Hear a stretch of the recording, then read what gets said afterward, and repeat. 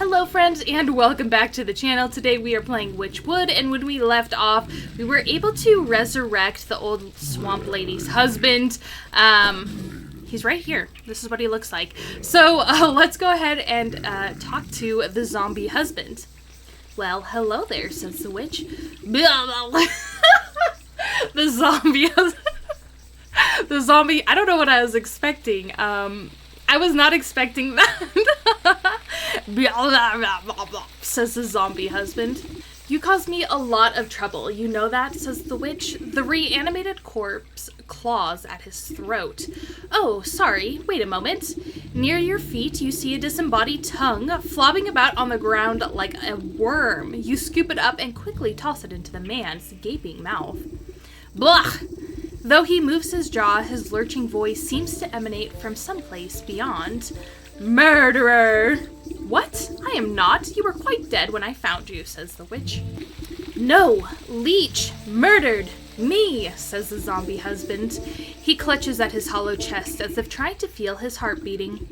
Gave me plague, drained my blood. Leech murdered others. He swings a limp arm towards the body-filled bog. I knew there was some awful stink about that sick house. What sort of doctor infects her own patients? Asks the witch. Check her office. Find proof, says the zombie husband. Don't you worry, I'll make sure that parasite gets what's coming to her. But you should head back home. Your wife is worried half to death about you. He turns and looks longingly over his shoulder. You can hear his vertebrae popping. Yes, late. As he shambles into the choking mist, he gives you a crooked nod of thanks. I don't know what that girl wants. I don't know what that lady wants with a zombie husband. I guess that's true love, you know? You want him even if he's rotting and half digested, you know? You still want him around. But yeah, let's go to the sick house and search the office for proof that the leech is actually making her patients sick. So this is the office. We've got... While the leech is busy with her patients, you rifle through the contents of the various cabinets in her office. Mostly dried herbs and potions. Nothing seems out of the ordinary. That is until you notice a suspicious-looking bookcase set against the wall.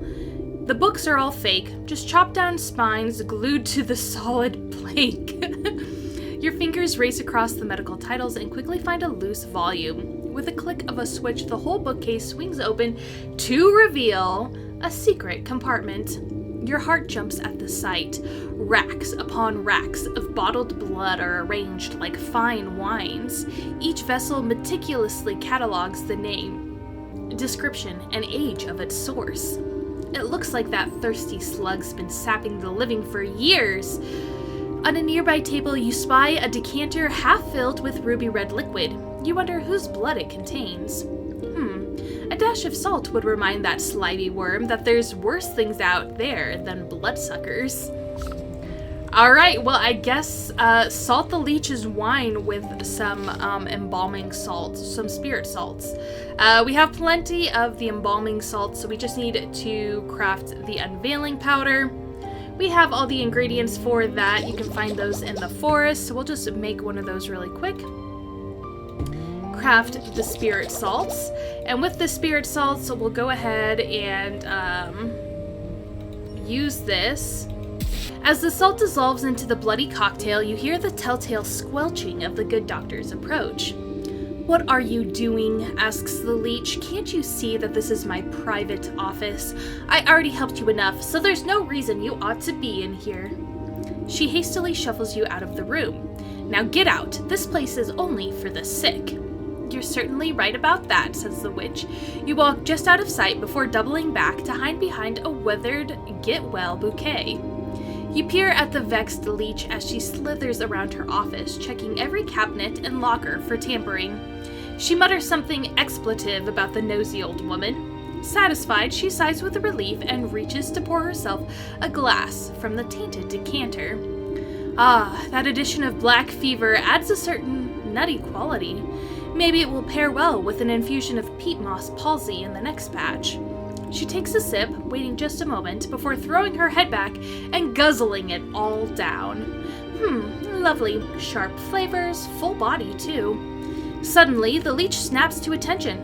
Her limbs dart out, writhing with uncontrollable gestures. She stabilizes herself against the table as sweat pools on her brow. The decanter shatters against the floor in an explosion of glass. What's happening?" exclaims the leech. The leech spasms as the tendrils of ghostly spirits begin to suck the moisture from her body. You watch as she dwindles in size, shrinking like some horrible raisin. Ew! Oh my god. You inspect the mummified worm, pressing it between your fingers lightly. "Drained by the very spirits she was supposed to be healing," says the witch. In your fingertips, you make out the faintest of heartbeats, the soul of the leech. So we got a dried worm for our inventory, and we completed the leech quest line.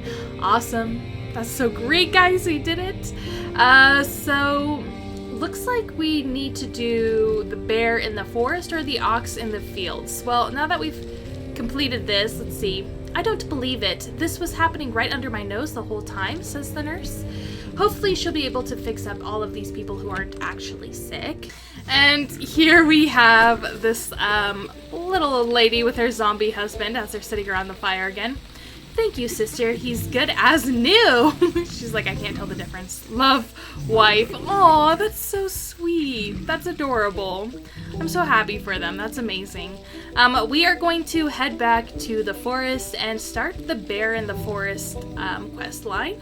So here we are. This gentleman has his wagon kind of broken down. So let's talk to him, see what's up. "Oh, hello there. Sorry, I think I managed to get most of this debris off of the road." The witch says, "Looks like you've made a fine wreck. What on earth happened to your cart?" Yes, well, the quartermaster replies. "You see, I was sent on a very important mission by order of my captain, the bear." "The bear, you say? What sort of mission?" asks the witch. "It's my job to make sure the lakeshore camp is well stocked with provisions, but most importantly, a steady supply of honey for the bear's favorite mead," says the quartermaster. "I was just on my way back from the apiary with a cart full when a deer or something darted out of nowhere. Jostled my poor mule so bad that she broke her bridle and ran off. My own heart nearly leapt out of my rib cage. Piled the darn cart right into the ditch, she did.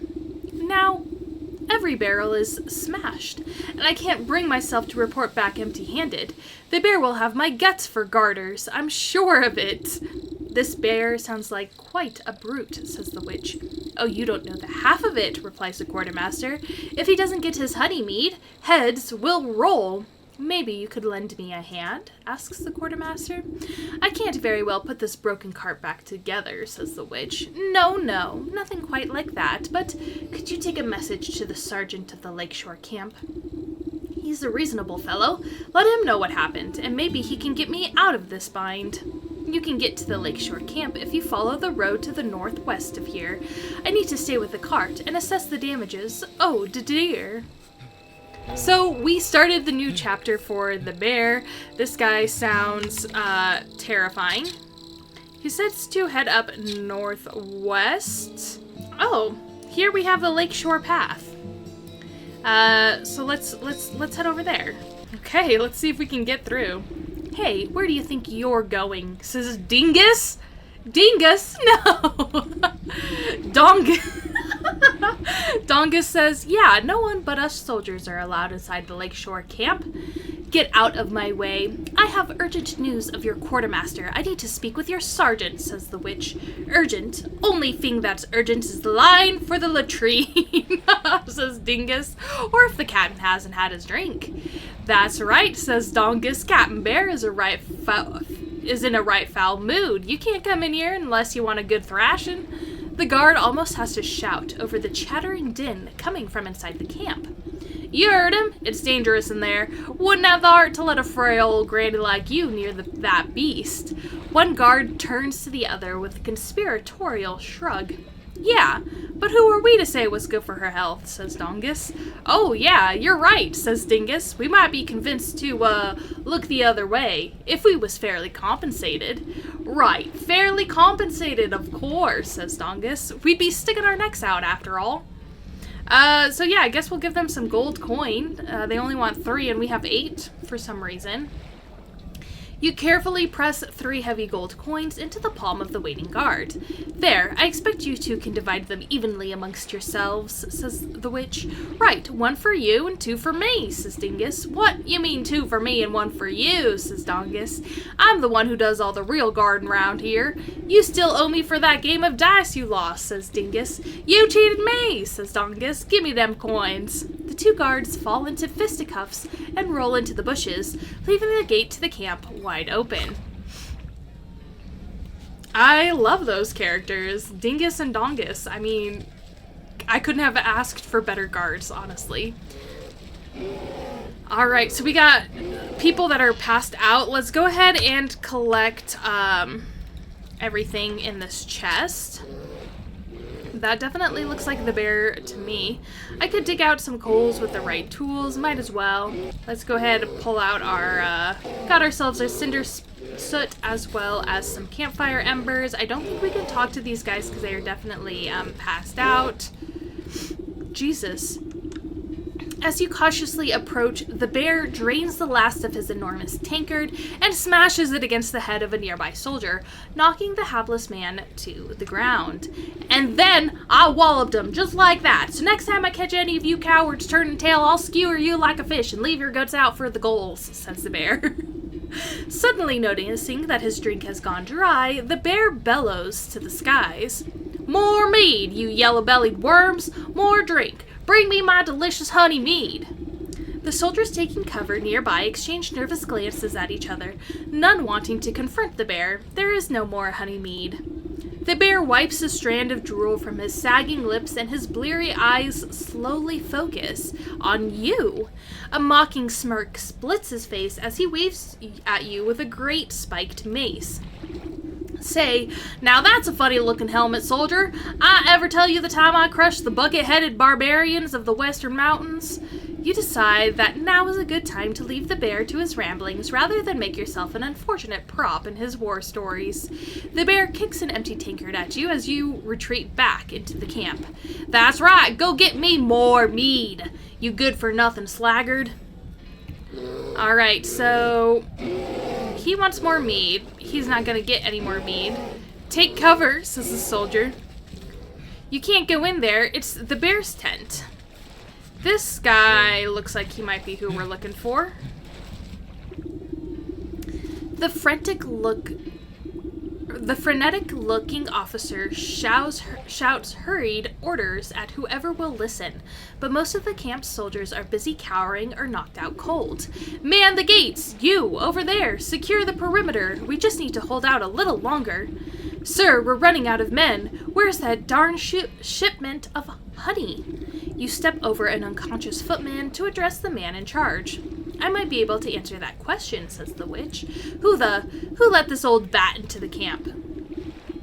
I found your quartermaster, says the witch. He's having a bit of a cart troubles on the road. I'm afraid your shipment isn't going to get here anytime soon. The sergeant replies, What? Oh, curse my rusty breeches! Without that honey and other supplies, we can't make the honey mead. The bear's gonna flatten the whole camp when he finds out. The camp looks half flattened already, says the witch. What's all this ruckus about? Well, says the sergeant, the bear is the greatest warrior there ever was, which is grand and all when we're fighting the enemy. But once we set up camp, he likes to use us poor sods as playthings to reenact his conquests. And the only thing the bear loves as much as fighting is drinking. Guzzles up so much honey mead we have to brew it right here in the camp just to keep up. He points to a squat-looking device tucked near some tents, a portable brewery.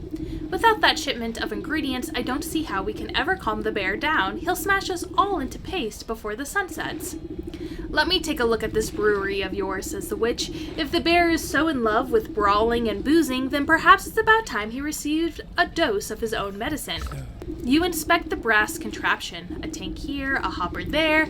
The bitter smell of alcohol is infused into the well-worn metal.